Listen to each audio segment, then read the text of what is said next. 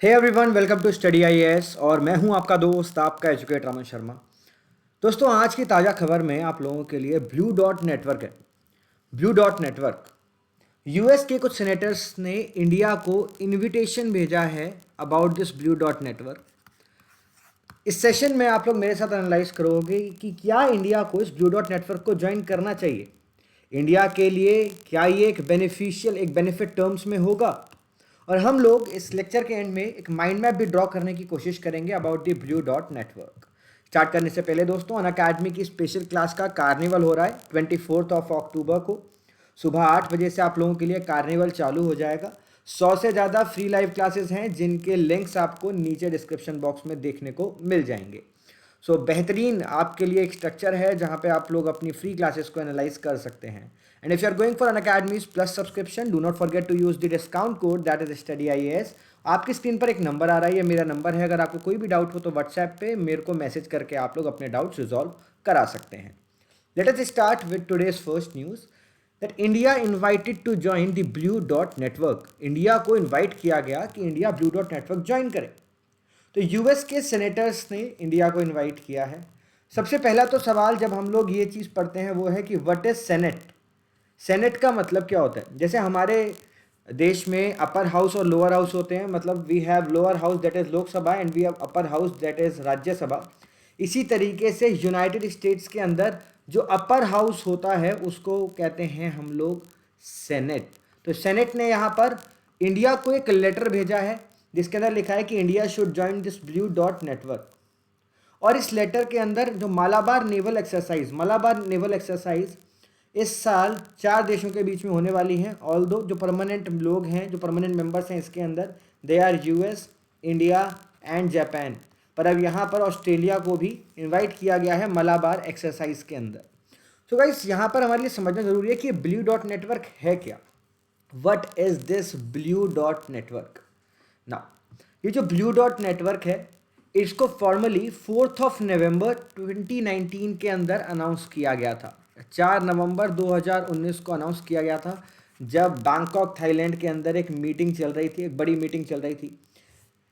जो ये पूरा ग्रुप है ब्लू डॉट नेटवर्क का, it will be led by United states of America, Japan and Australia. तो ये 3 देश यहाँ पर इसको लीड कर रहे हैं। ये एक मल्टी स्टेक होल्डर इनिशिएटिव है। मल्टी स्टेक होल्डर मतलब कि यहाँ पर ऐसा नहीं है कि सिर्फ सरकारें ही इसका पार्ट बनेंगी। इस यहाँ पे जो गवर्नमेंट हैं, प्राइवेट सेक्टर्स हैं या सिविल सोसाइटी ग्रुप्स हैं, वो भी इसका पार्ट बनेंगे, जिनका मेन मकसद है to promote high quality trusted standards for global infrastructure development. ये ग्लोबल रिकॉग्नाइज इवैल्यूएशन और सर्टिफिकेशन सिस्टम भी प्रोवाइड करेगा। रोड्स, पोर्ट्स, ब्रिज, और मेन फोकस रहने वाला है इसका इंडो पैसिफिक रीजन में।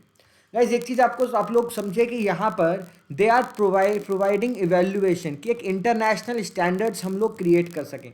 यहाँ पर सर्टिफिकेशन से रिलेटेड चीज़ें आ रही हैं इंफ्रास्ट्रक्चर प्रोजेक्ट्स के अंदर, कि इंफ्रास्ट्रक्चर प्रोजेक्ट्स कैसे काम कर रहे हैं, वो कैसे वर्क कर रहे हैं, उनको देखना। जो इंफ्रास्ट्रक्चर प्रोजेक्ट हैं दे वुड बी ग्रेडेड, उनको ग्रेड दिया जाएंगे, उनको यहाँ पर प्रायोरिटी बेसिस पे दिए जाएंगे। उसके बाद देखा जाएगा debt, environmental standard, labour standard. तो इन सब चीज़ों के आधार पर देखा जाएगा कि कौन सा इंफ्रास्ट्रक्चर प्रोजेक्ट कैसा कर रहा है और उस इंफ्रास्ट्रक्चर प्रोजेक्ट के अंदर हमें किन किन बदलावों की ज़रूरत है।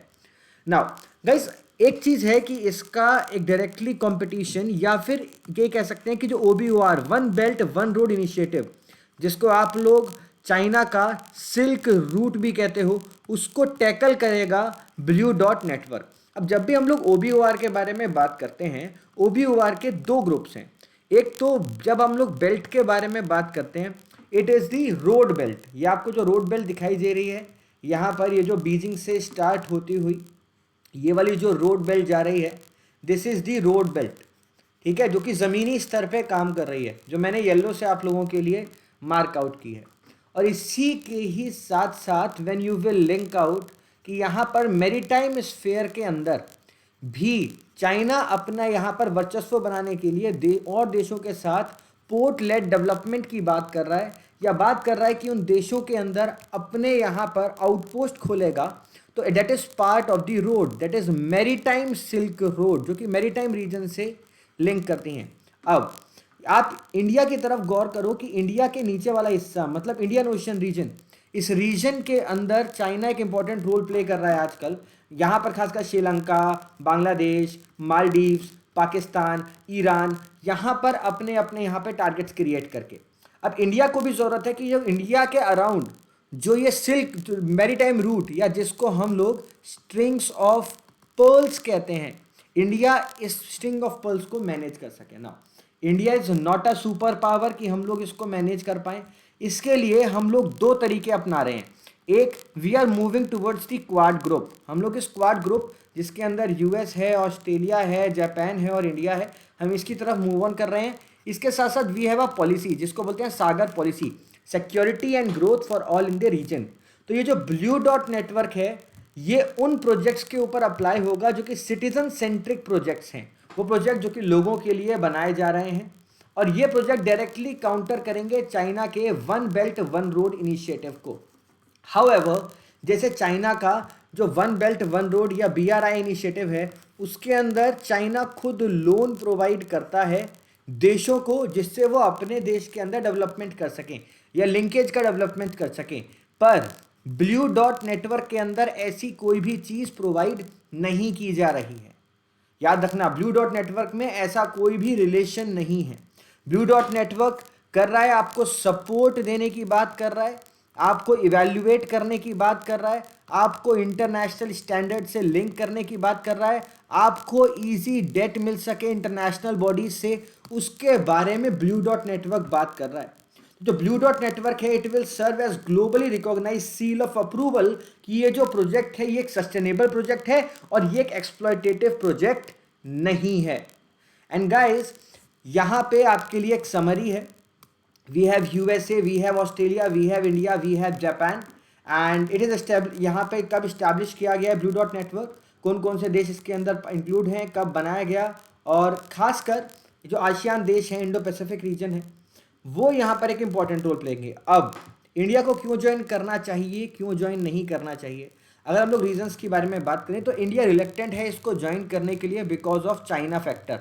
हम लोग नहीं चाहते कि इससे चाइना को ऐसा लगे कि we are moving towards United States. इसीलिए प्रधानमंत्री नरेंद्र मोदी जी ने अभी जब अपनी 75th एंड जो हम लोग एनिवर्सरी बना रहे थे यूनाइटेड नेशंस की, वहाँ पर इस चीज़ को बोला कि अगर इंडिया एक ग्रुप के साथ जा रहा है इसका ये मतलब नहीं है we are in opposite to another group, ऐसा हमारा कोई भी मकसद नहीं है।